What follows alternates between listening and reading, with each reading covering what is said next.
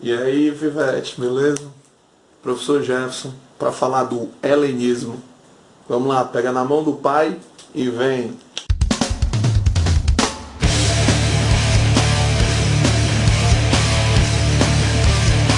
Gente, estou aqui para falar do período helênico, certo? Que é um período onde nós vamos ter as filosofias da interioridade, as filosofias do eu, certo?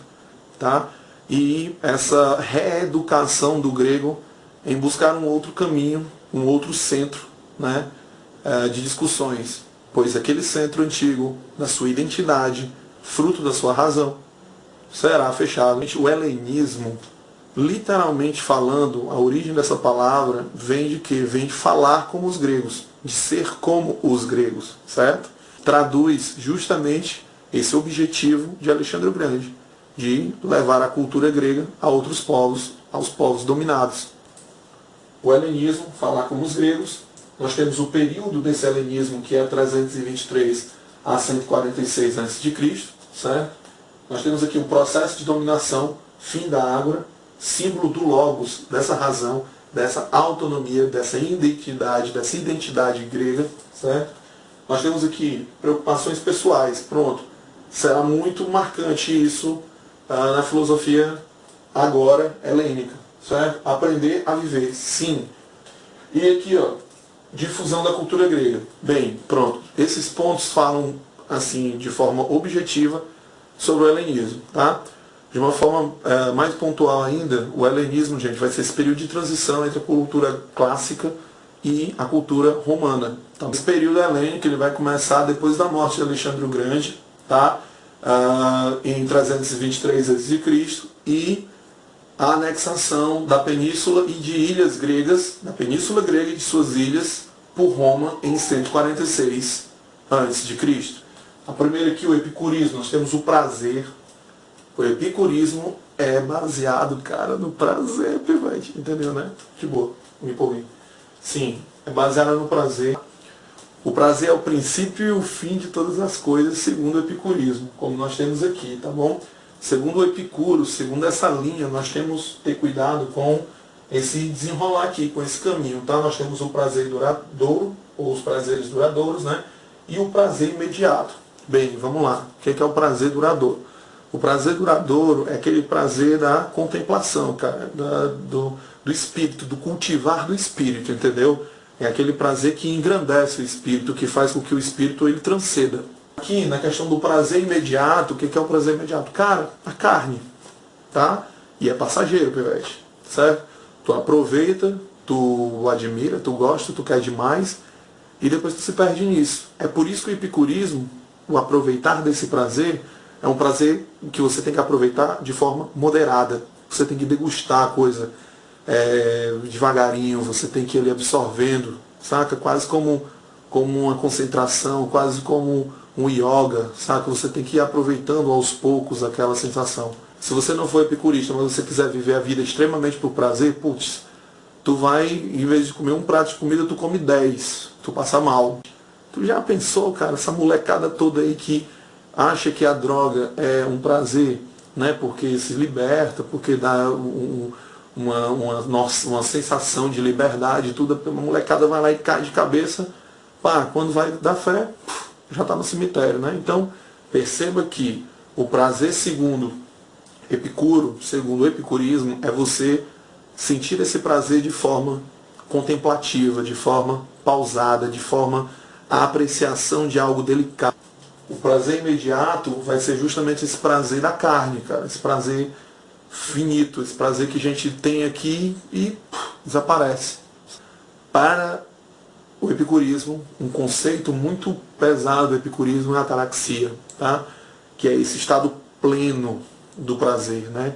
É esse estado onde você fica em um momento, em uma situação que te eleva de tal forma que você vive a vida de forma bem prazerosa mesmo, que nenhum problema vai te atingir, tá? Que você tem uma frase do Epicuro muito legal que ele diz assim, que não importa a quantidade de comida que você vai comer, né? O que importa é o preparo dessa comida e o gosto dessa comida.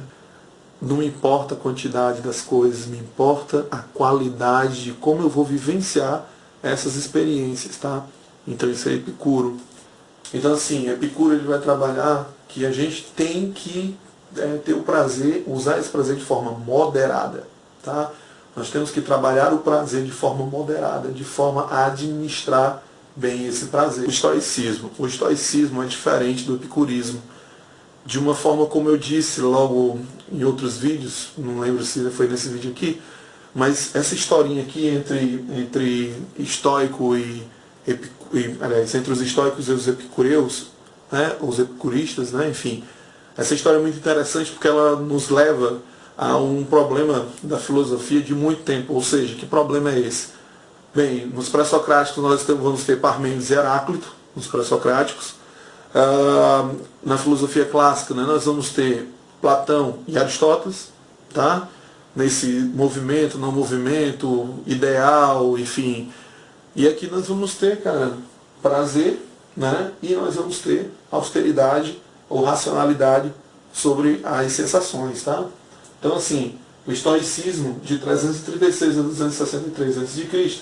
vai trabalhar o quê? Que a realidade existente é uma realidade racional. Para os estoicistas, a realidade ela é uma inteligência, tá? Ela é uma racionalidade que transforma o mundo, que move esse mundo, que tem um caminho traçado para cada coisa do mundo, tá? Então nós estamos aqui vivendo dentro dessa racionalidade natural, física, né? Dentro dessa racionalidade, nós temos um objetivo a traçar, a alcançar, nós temos um caminho a traçar e um objetivo a chegar, tá bom? Então, assim, segundo os estoicos, nós temos que racionalizar nossos sentimentos, muito mesmo. Nós temos que ser severos com, com os nossos sentimentos, tá? Para a gente não se perder nesses caminhos da vida, certo? E assim, porque nós estamos dentro dessa racionalidade. Isso é a virtude estoica. Isso aqui é a ética estoica, tá? O que é a ética estoica? O que é a ética do estoicismo, né? A ética do estoicismo é você viver sobre essa razão universal, de forma com a ordem cósmica, ela comande também o nosso caminho, a nossa vida, tá? Nós temos que seguir essa ordem cósmica para a gente poder viver bem, certo? Nós temos que controlar os sentimentos, não tem esse negócio da gente ceder por uma... A gente tem que controlar os sentimentos, a gente não pode só administrar um pouquinho ali, ficar naquela vibe e tal, e tô legal e tudo, não. A gente tem que fazer o quê? Nós temos que ir de forma a com a razão tome conta do carnal, certo? Então nós temos aqui seres, mais indivíduos, mais natureza. Todos estamos dentro de uma razão cósmica. Nada se escapa a essa razão cósmica, tá? A gente pode trabalhar essa noção de razão universal, de inteligência universal, como Deus hoje. Está em tudo, está em todo canto. Como Deus de Xenófanes, tá? Também, quando Xenófanes trabalha a noção de Deus, é mais ou menos dentro disso daqui, dessa ordem universal. Então essa compreensão aqui dos estoicos, do estoicismo, vai muito para esse lado aí, em que nada se escapa do estoicismo, aliás, nada se escapa da noção de razão universalizada de Zenão, tá? De Zenão, tá? Nós temos aqui dever, ordem cósmica. O dever nosso é seguir essa ordem cósmica. Nós temos um dever e é seguir essa ordem cósmica, né? Nós temos essa ordem universal que nos comanda. E nós também temos aqui a ataraxia nos estoicos. O que é a ataraxia? O que é a ataraxia para os estoicos? Diferente da plenitude do prazer, da ausência de dor que a ataraxia para os epicuristas vai ser, né? Para cá, né, não vai ter nada de ausência de dor. Aqui nós vamos ter sim a austeridade, ou seja, nós vamos ter que ser severos, disciplinados, tá? Nós temos que ser disciplinados usando a nossa razão sobre os nossos prazeres, sobre esses prazeres da vida. Sendo racionais sobre os nossos prazeres, aí sim nós vamos seguir um caminho positivo e coerente. Okay? Mas eu botei os céticos aqui porque tem uma coisa muito interessante aqui nesse momento. O Gorgias, ele não é da época do Pirro, tá? Ele morreu antes do período pirronista, que vai ser considerado como o pai do ceticismo, vamos dizer assim.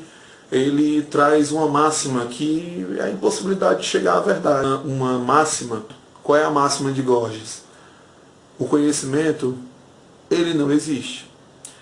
Mas se existisse o conhecimento, nós não poderíamos compreender. Se nós pudéssemos compreender o conhecimento, nós não poderíamos ensinar o conhecimento. Então, essa máxima de Gorgias nos traz o que? Nos remete o que? Essa impossibilidade de ter um conhecimento propriamente verdadeiro. É uma corrente filosófica baseada no filósofo Pirro de Élida, de 365 a 275 a.C. Eles pregam a suspensão do juízo, entendeu? Então tá aí a base, a mesma base que o Gorgias vai usar no período sofístico, tá? Então, ó, a suspensão do juízo. Aí nós temos, tudo é incerto, tá? Nenhum conhecimento é seguro. Pronto, é a base em que o Pirro vai trabalhar, tá bom? Nós temos aqui a apoqué. O que é a apoqué? Abstenção. Abstenção de quê? De fazer qualquer pensamento, argumentação, compreensão sobre a coisa em si, sobre o algo. Nós não temos a capacidade de formular, de ter um conhecimento puramente verdadeiro. A busca da vida plena é inútil. O que essa filosofia aqui está cutucando? Está cutucando justamente a busca dos estoicos, né? Os filósofos da Estoa, ou da Estoá, que eram os pórticos onde eles estudavam, né? Então, nós estamos vendo aqui agora uma crítica do pirronismo à ataraxia, tanto dos estoicos como dos epicuristas, tá? O cinismo vem dessa palavra quinos, e cínico quer dizer justamente viver como um cão, certo? Então nós temos aqui conhecer a si mesmo, conhece-te a ti mesmo, está entendendo o porquê da relação desses dois caras aqui. Um tem a relação com Gorgias, o outro vai ter a relação com quem? Vai ter a relação com Sócrates. Tanto que vai ser conhecido como Sócrates demente ou Sócrates louco. Por quê? Porque ele vai levar essa busca do conhece-te a ti mesmo e de desfazer dos prazeres materiais ao extremo. Tá? O Diógenes de Sinope, de 403 a 327 a.C., vai levar isso aqui aos extremos, cara. Ele não vai se ligar com o negócio de bem material, ele não vai se ligar com esse negócio de ataraxia aqui, para prazer, ataraxia para austeridade. Eu já me tenho. Entendeu a loucura, cara? Então, assim, eu já me tenho, eu tenho a mim. Então, se eu tenho, eu vou buscar o meu conhecimento, né? Me conhecer para viver essa vida. Eu vou viver da forma mais natural possível.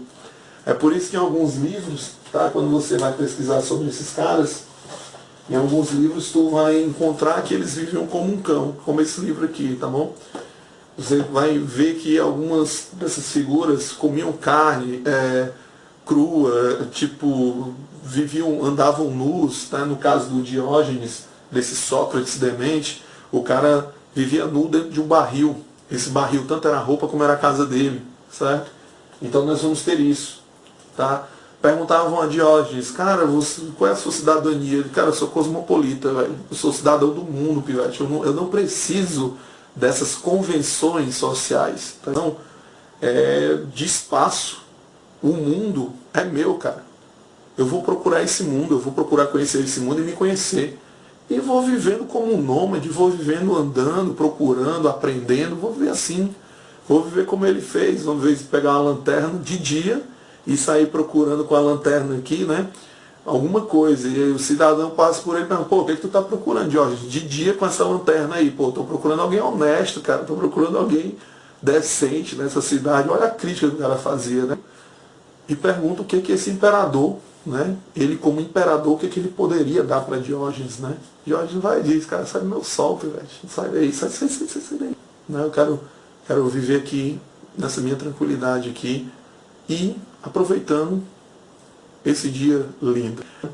Enfim, gente, espero que vocês gostem. Mais um vídeo para vocês aí, meus queridos, viu? Então, queridos, falou e pega na mão do pai, ó, e vem comigo.